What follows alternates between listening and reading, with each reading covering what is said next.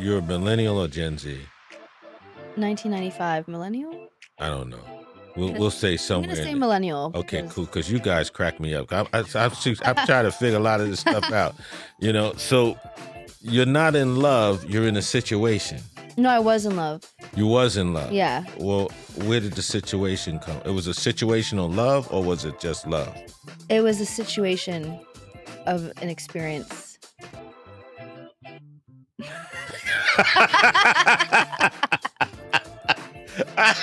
I had nowhere to go with that one.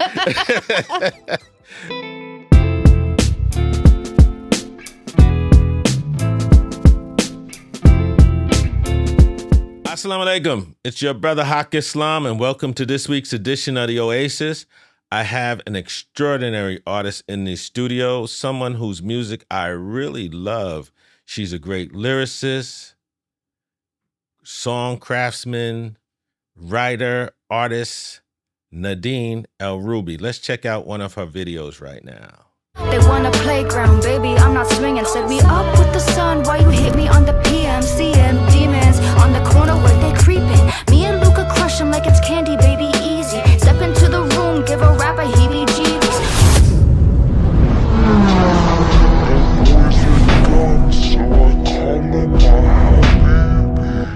هو ده الجوب أيوة كده baby GB. That boy's a gun, so I call him my habibi.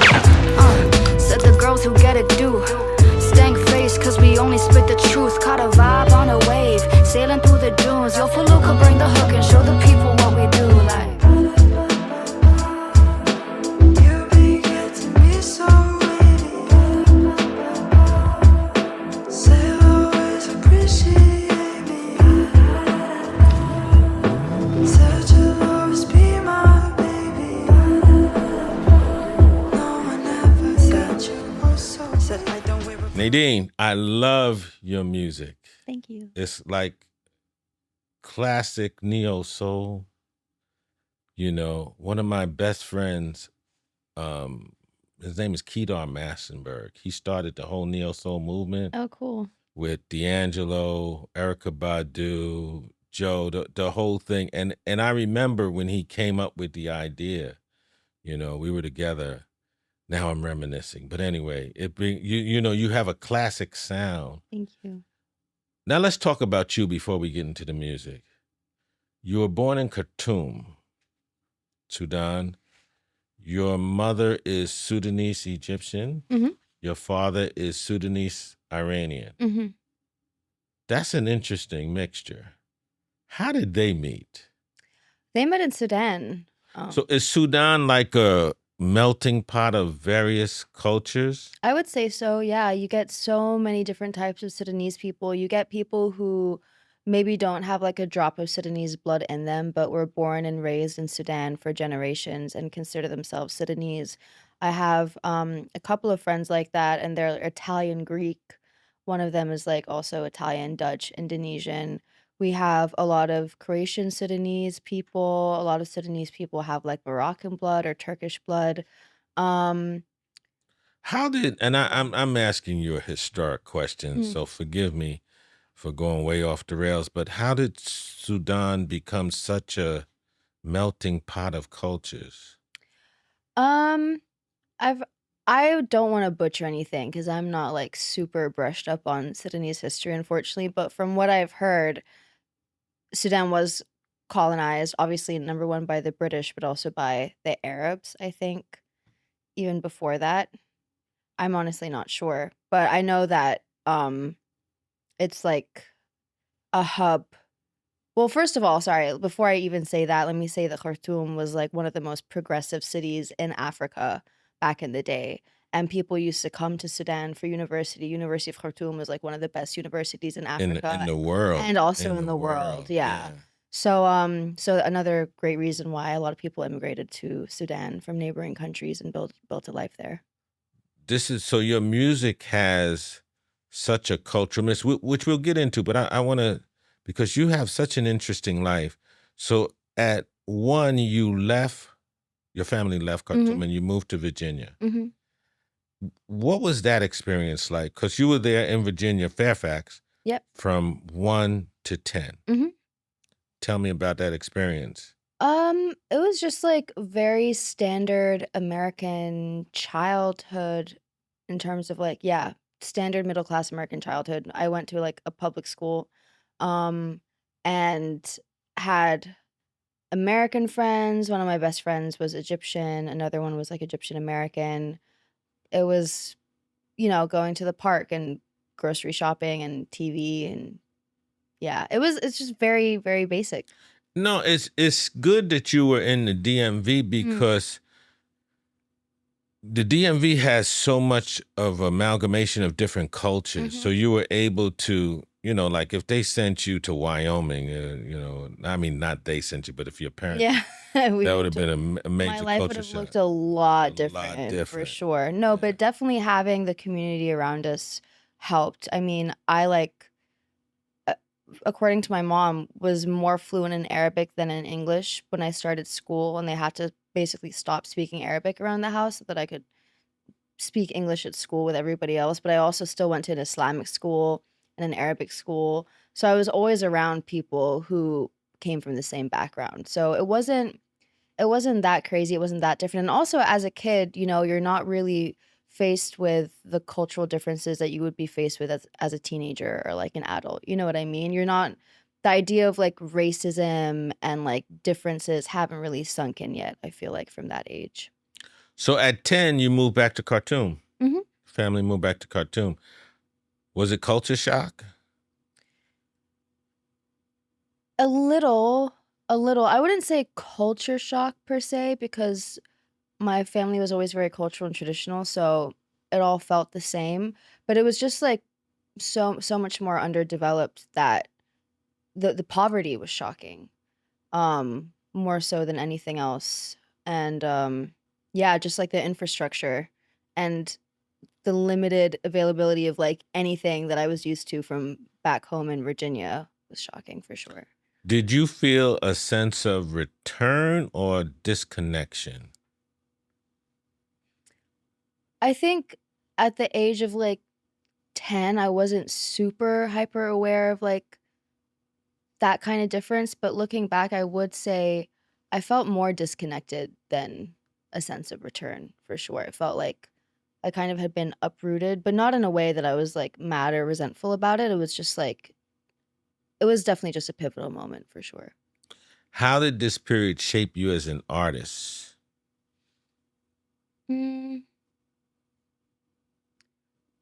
I would honestly say that,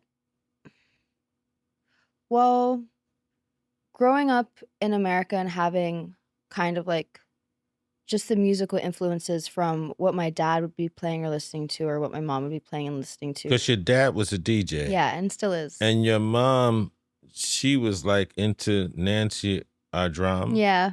Celine Dion. Mhm. So that was more of the vocal side. Yeah, for sure. And your dad gave you more of the rap side. Absolutely, yeah. The first rap song I ever heard was the Sugar Hill Gang. Rapper's Delight. Yeah, exactly. And yeah, and then also played me some Eminem, clean version only, of course. And I also was hearing a lot of the Fugees. So yeah, I had a really good base back home, like in Virginia when I was young, and then I moved to Sudan, and that was actually when I kind of got introduced to the more contemporary stuff from my friends. What was contemporary at the time? Black Eyed Peas, Lil Wayne, Young Money, Drake, Nicki Minaj, Kanye West. Yeah. And when did you understand that this was going to be your path? I honestly always knew from a very young age that I would be in the arts in some shape or form. I wanted to do everything. I wanted to be an actor. I wanted to sing. I wanted to do theater. I wanted to be a writer, a novelist. And that was like I distinctly remember from very, very young, I knew that like that world was the world I wanted to be in. But it honestly wasn't until around 2019 when I seriously considered doing music and when I felt like it could be a career path. But you have such a wonderful voice. Thank you. The voice had to start somewhere. When do you remember your first singing? because you have a voice. Thank you. And in today's whatever of singers, there's not a lot of voices. Yeah. No, I really appreciate that. That means a lot. I was singing from so young. I did a talent show at the age of like 7 or something, and I sang an Avril Lavigne song, and I was like in a choir, and I was just like always singing at home. Was this in the encouraged by car. your parents, or this is just in your heart, in your soul, in your spirit? That's the crazy thing is like it was just me. I just like loved doing it. And my younger sisters or younger sister at the time, because Layla wasn't even born until I was 10, was not a fan. And my mom was not a fan. But my dad was the one who was like, oh, she can sing. She likes singing, and he super encouraged that. He was so excited about the talent show. Yeah. And he actually wanted to get me vocal lessons, but that didn't work out. Why? I think it was expensive, and that it wasn't the priority for my family at the time. So all of your singing is out without vocal lessons? Mm-hmm. I've never done vocal training. Fascinating. Actually, bad. I should probably start very soon. Well, okay, that's a good idea, but nonetheless, to borrow one of those 1950s phrases, you got the chops, so it's only going to improve. Yeah. But you write all of this. I'm fascinated. You write by ear? What do you mean? Meaning because you understand melody. Mm-hmm. So you understand melody without ever taking any vocal lessons, piano lessons? Well, no, I did grow up playing piano. I played piano for like 10 years. I was classically trained. Okay. Yeah. Oh man, I'm getting ready to throw my shoe at you. Come on, because it's understanding melody is one of the most important parts of songwriting. And you really write good songs. Thank you. That's you know what I'm saying? If you wrote bad songs, I tell you, but you really write better. But the fact that's why I said, wow, this is really like God is very melodic. No, thank you. you. And there's I don't remember the titles, but just very hits me. Thank you. Okay, now I'm way off traffic. Let's get back on it. You studied in Birmingham, England. Yes, sir. Okay, here we are, the international that you are. We're going from America to Sudan to Birmingham. To America, Sudan, to the Netherlands. That's where I did my undergrad in Maastricht University. And then back to Sudan, and then the UK. Okay, let's stop in the Netherlands. Yeah. How do you go from Sudan to the Netherlands?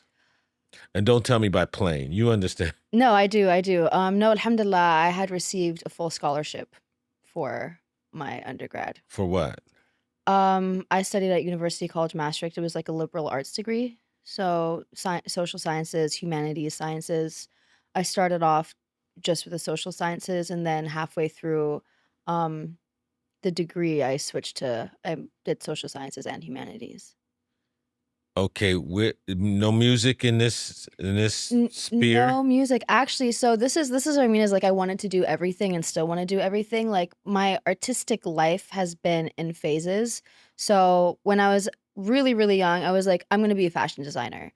And from the age of like maybe 4 or 5 to like 12, I was like, no, maybe like 13, 14. I was like insistent, like I'm going to be an artist. I'm going to be a fashion designer. I took IGCSE art. I was drawing all the time. I like had designs. I was like putting outfits together on Tumblr, and like that was what I was going to be. And then when I started doing theater in year 12 and 13 for my IB International Baccalaureate, I was like, actually, I want to do theater and I want to like act and like be a theater director. And then I went to university, and my mom had drilled into me like, well, you're really good at writing. You should like, and you're also really good at like, I was doing debate also in high school. You're also really good at speaking. Like, why don't you think about like law, like getting into something like law or politics or like international relations? And I really did enjoy being in, the Model UN, and I really did enjoy debate. So I was like, yeah, I can kind of see that. And like, I think that's where the humanitarian aspect comes from, as well as like, I always really cared about justice and like the world. So I did see that for myself. So that's what I started doing in uni. And I was like taking a bunch of these like social sciences and political science classes and like gender studies. And it was all really interesting. But halfway through those 3 years, I had a breakdown. Like I just like literally a mental breakdown because I felt so creatively soulless. Like I had picked up photography at the time and started getting really into film and did like a film internship with this production studio and was getting into like editing and animation and like filming and using a camera. And I was like, and it was so fulfilling and it made me so happy. And I was like, why am I studying stuff that I don't care about? You know what I mean? Like I suddenly didn't care at all. And I was like, I don't even want to go to school anymore. It was a really bad time. And I remember talking to my mom about it and being like, I'm not happy. Like, I don't want to do this. Um, and that's when like I basically went to because like you can't switch super late into your degree, especially when you're on a scholarship and especially when like you're not really doing well in the classes that you are taking, you know what I mean? But I like really advocated for it and was able to make the switch kind of like last minute and started studying things that I enjoyed more. So like taking film classes and like art classes and All in the philosophy. Netherlands. And that's all in the Netherlands, yeah. Which city? Maastricht. It's like on the border of Belgium and Germany. How'd you enjoy that Oh, experience? I loved it. It was amazing. Like changed my life for sure. Okay, so international. We're now moving to Birmingham. Yeah.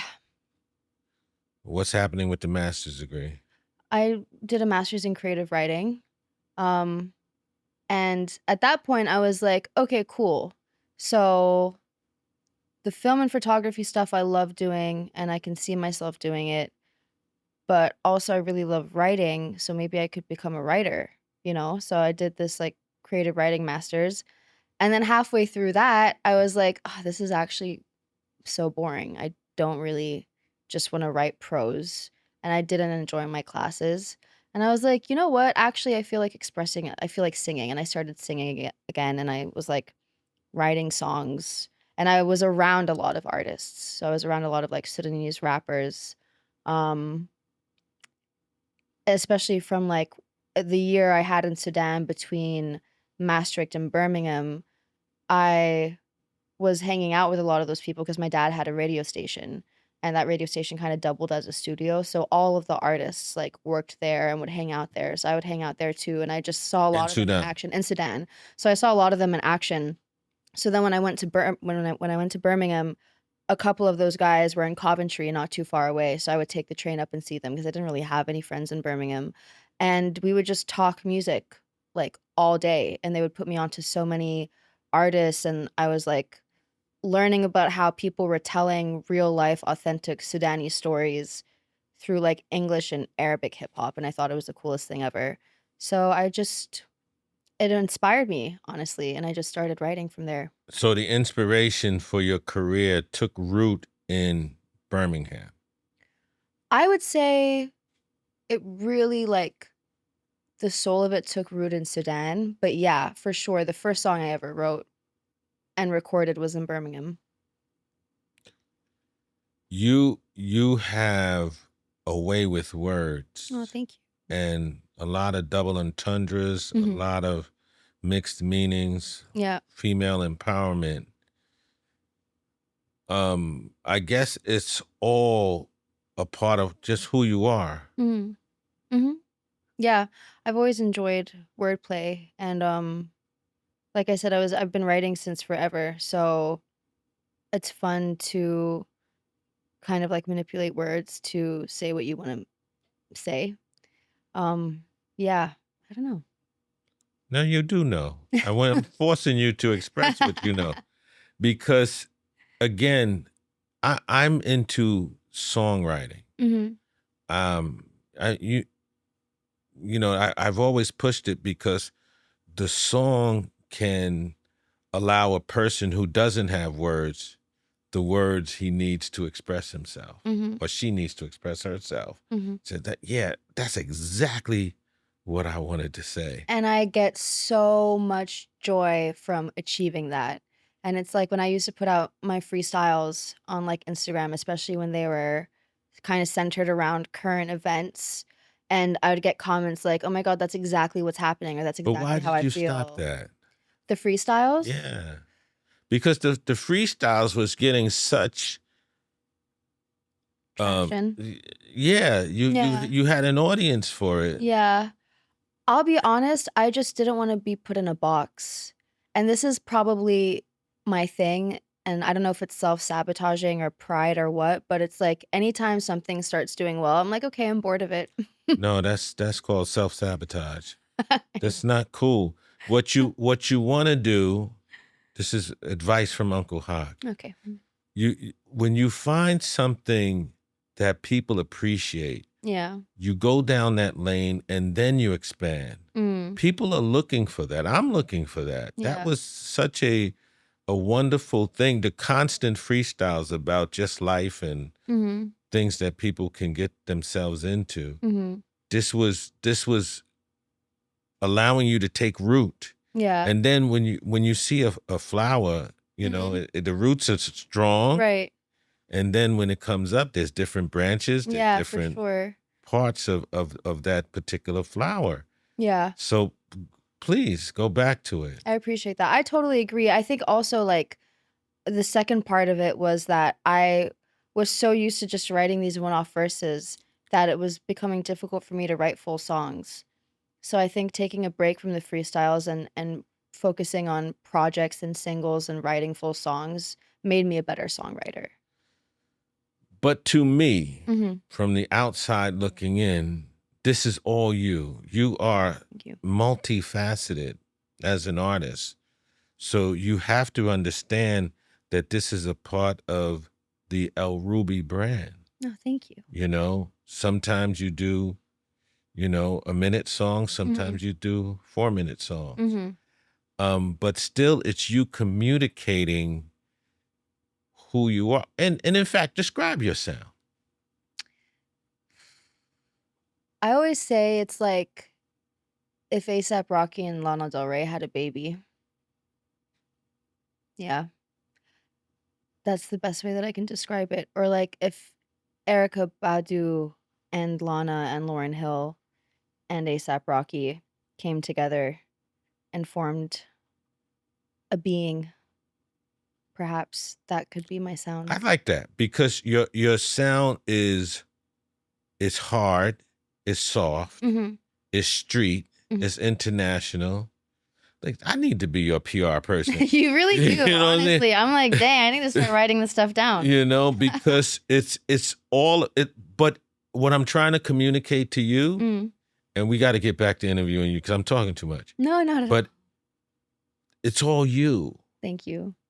You know, it's hard, but it's soft. Yeah, that's It's me as a love, person. but it's not. Yeah. It's street, but it's international. Mm-hmm. You know, Mm-hmm. and that's its own lane. Mm-hmm. So you have to you need to explore this more because that's who you are. Yeah. Wow, I'm inspired. Thank you. Your music is great. It Thank takes you. a lot to move me. I believe that. You know, Yeah. remember I've had ton #1 records in Billboard. I know. You know what I'm Mashallah, saying? mashallah. So listen, when did you really begin to realize that this was your calling? Because it is, Yeah, and you can't run away from it. I appreciate that. Honestly, I realized like maybe a year or two into it when I wasn't getting bored of it like I have with like everything else. Not that, okay, getting bored is like, I speak in hyperbole sometimes. When I say getting bored of something, I more so mean that it didn't have the opportunity. It wasn't exciting me every single day. You know what I mean? Music excites me every single day. I wake up and I think about my music. I go to sleep and I think about my music. Throughout the day, if my mind is wandering, I'm thinking about music. It's like, it's literally the only thing that is getting me through life right now is the idea of creating music and putting it out and seeing where that takes me. But Nadine, did I pronounce that right? Nadine. Nadine. So close. I have a sister named Nadine, but Nadine. You know, when you're in a relationship, Mhm. and you're in a relationship with music, Mm. sometimes relationships get stale. Mm. Sometimes you're in love overwhelmingly. Mhm. Sometimes you're out of love, but you can't leave the relationship when you know that this relationship is your destiny. Absolutely. Okay, send me $100 cash out for that piece of advice. In 2022, you released your debut on EP. EP. Yes, sir. Yeah. Triplicity. Triplicity. Yeah. Okay, talk about it. Triplicity is like another word for element in astrology. Yeah. So it's an EP that I put out in 2022. And how do I describe it? It was just like, I'm really, really proud of that project because I put so much into it. Me and my producer, I should say, put so much into it. His name is Kubara. He's Egyptian. He's incredible. I came to him with like 5 or 6 songs that I had written on completely different beats. He reproduced every single song from scratch, mixed and mastered the whole thing, recorded the whole thing. The whole process took pretty much the entire time that I was in Cairo, which was like a year and a half. And I, funnily enough, left Cairo pretty soon after that EP was released. So I feel like I was supposed to be there to put that project out, low key. During this conversation, we have traveled from Khartoum to Fairfax, Virginia, back to Khartoum, to the Netherlands, back to Khartoum. Jordan for a few months. Aswan for a few months. Then Birmingham. Yeah. Then Cairo. Mm-hmm. Then back to America. Mm-hmm. So this is where the music gets its spice. Because wherever you go in these places, Mm-hmm. you're in the streets. Mm-hmm. So there's the beauty of the aesthetic of the country, but you're also in the other part. I encourage everybody to listen to Nadine El Roubi's music.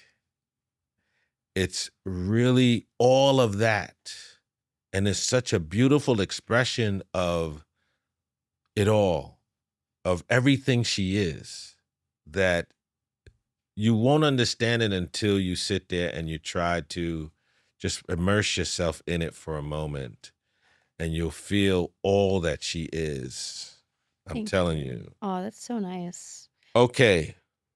Freestyles Part 2, 2024. Let's talk about it. Woo! Oh my God, I love that project so much. So first of all, I have to shout out Megatronic. She's a DJ. She used to be my manager, and it was actually her idea to compile the freestyles that I was putting out on socials into like a compilation kind of album or mixtape, whatever. So Freestyles Part 1, I did that. We did it as kind of like a 10-minute song, and a DJ friend of hers, John Vincent, mixed it all together with like voice notes and sound bites, and it became like a full track. And I thought that was really cool, but for part 2, I wanted to make them individual so that nobody has to sit through like a 10 or 15-minute song to hear the verse that they like. So it was like even more raw than Freestyles Part 1. I didn't do any mixing or anything crazy to make things kind of run into each other or make it sound cool. It was literally just song, voice note, and I kind of told the story that way. I think there was only one full-length song on that mixtape, which is called Please Don't Call Here, which is a song kind of about me disappearing and like the idea of not feeling okay or healthy, and so avoiding people altogether. But yeah, there's like a bunch of different vibes on there. Hashtag Eyes on Sudan is on there. I think for me the most pivotal part of that mixtape was that the war in Sudan happened halfway through making it. So you can even see in the project there's like a very pivotal, like after Eyes on Sudan, things kind of go downhill from there almost. and it gets like maybe a little more aggressive sonically and lyrically. And then the artwork I love, which was made by Javi Gutierrez, and it's me and like King Kong giant status kind of like stepping out of Cairo and into New York. So that's what that project is for me. With a With like that was a kind of tribute to Freestyles Part 1. I had this like gold kind of niqabi kind of mask on, just to pay homage to like the first project. 'cause I thought you were getting ready to rob New York. Oh no. Also, that was a corny joke. Okay, you're very active in the Sudanese community. yeah. Talk about it. Because May I say Yeah, this? please. I saw you at a Now Nights event a few weeks back, Mhm. and you're a great performer. Thank you. You got off to stage, and there was I forgot the name of the song, but you had a circle around you. New Era. New Era, yeah. Please talk about that. Thank it was you. great. It was really good. I Thank enjoyed you. everything. I appreciate that. Yeah. It was I love doing the Nile Nights shows because they're so, first of all, Nile Nights as an organization founded by Ibrahim is incredible. I love working on that project. To combine arts and culture and community with fundraising, I think is like a genius idea, and I love that we put those on so often. And what I love about the Now Nights shows and like all the performers who come is that it just feels so raw. You know what I mean? It's always like 200 to 500 cap venue depending on which city we're in, and it's like we have kind of recurring audience members, but we always have new people. And The DC was much more DC than was huge. Yeah. DC was huge. DC was crazy. Howard Theater, the fact that Sudanese took over Howard Theater is like, I'm still so proud that we managed to achieve that, alhamdulillah. But yeah, no, it was a fun show. I love doing Now Night shows because they're a lot more raw for me. Usually when I do like a headline show, I'm performing with a band, you know what I mean? And it's like a longer like set, and I can do some more storytelling. But with Now Nights, it's really about just like capturing the audience, getting your point across, and making sure that everybody has a good time. Yeah, New Era. Talk about New Era. New Era is a song that I put out. It was the first song that I put out when I came to America. And it was really, I felt like I was embarking on a new era and a completely new chapter in my life. Just as a person, as well as like musically. But it was good because it was call and response. With Yeah. the audience. Mhm. And what's the hook? Can I swear? Of course, yeah. Let these bitches know I'm stepping in a new era. It's a mindset. She a goal getter. Get her. Yeah. Cool. You know, you're not supposed to curse. That was a joke. What's next for you? Outside of doing those freestyles again. Yeah, for sure. I'm gonna Okay. pick that back up. All right. I have an EP coming out, which I'm releasing a song off of it every month starting July, which I'm very excited for. It's called Love as a Gun. And I've never really explored relationships and intimacy in my music before, so that's what this project is about. Why? I think because I wasn't experiencing anything. Well, no, that's not true. I was experiencing stuff, but I think I was too in it to be able to talk about it. Too in love? Too in the situation. Too in the various situations. Okay. You know, you're a millennial or Gen Z? 1995 millennial? I don't know. We'll say I'm somewhere. gonna say in there. millennial. Okay, because- cool. Because you guys crack me up. I'm trying to figure a lot of this stuff out. You know, so you're not in love. You're in a situation. No, I was in love. You was in love. Yeah. Well, where did the situation come? It was a situational love, or was it just love? It was a situation of an experience.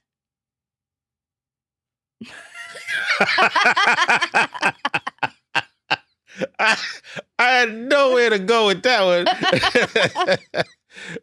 All right, listen, this is what you do. Go write a song about it. That's all. I did, and it's on the project. The new project? Yeah. Okay, and what's it called? Love is a Gun? It's called Love is a Gun. Yeah, it's the Yeah. title. Did you shoot him?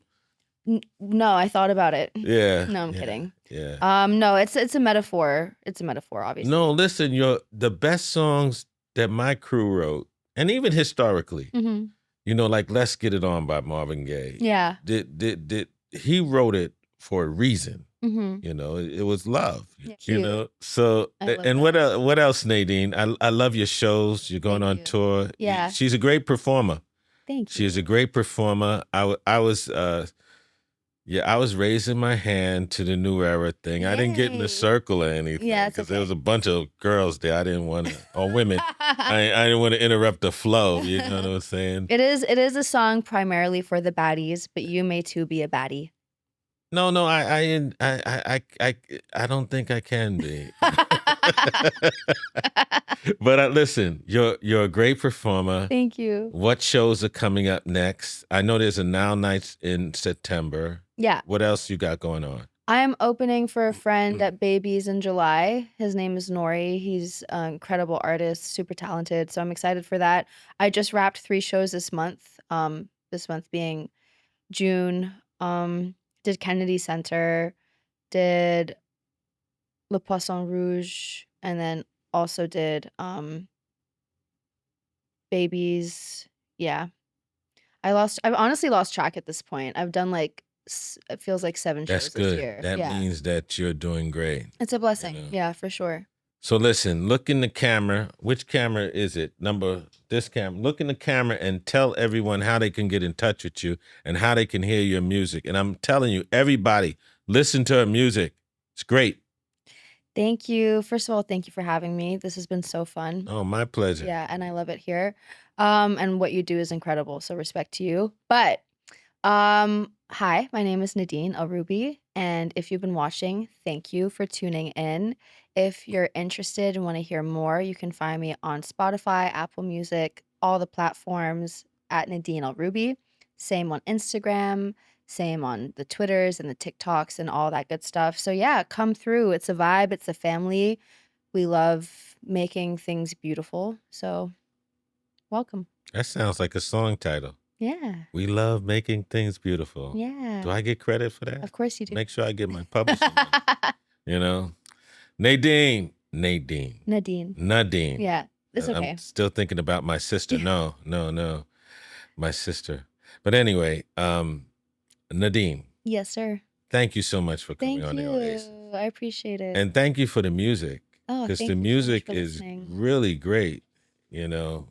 And Thank you better get back on doing those freestyles. I will. I promise. Because they created an audience. Yeah. What should I make the next one on? Talk about your experience on the Oasis. Okay. Period. And talk about no, we won't talk about the glory of love. Okay. Have you ever been in love, a love where you just needed this person so much? Did you experience that love? Yeah. Is that that's the guy you wanted to shoot? That's the relationship that didn't go so well. Yeah. Yeah. But those are good. They're amazing. They're much needed. They're good. They're needed. Yeah, so absolutely. you know what not to look for. For sure. Because the next time you From see other that people person, and yourself. Exactly. Yeah. Because you may have been vulnerable with the wrong situation. Mm. You know, and that take it from the OG. Sometimes those are good because as soon as you see that person, you'll run like hell. Do 180 and run. Facts. Don't walk, run. Yeah, absolutely. But in any event, we me and you are digressing. Nadine, thank you. Thank you. Nadine L Roubi. Yes, sir. The great neo soul, hip hop, international travel, great artist, lyricist, writer. I can't say enough about her music. I want everybody to go listen to it. She's going to be big, and she started right here with me. Thank you, thank you, thank you. Thank you. God bless you. What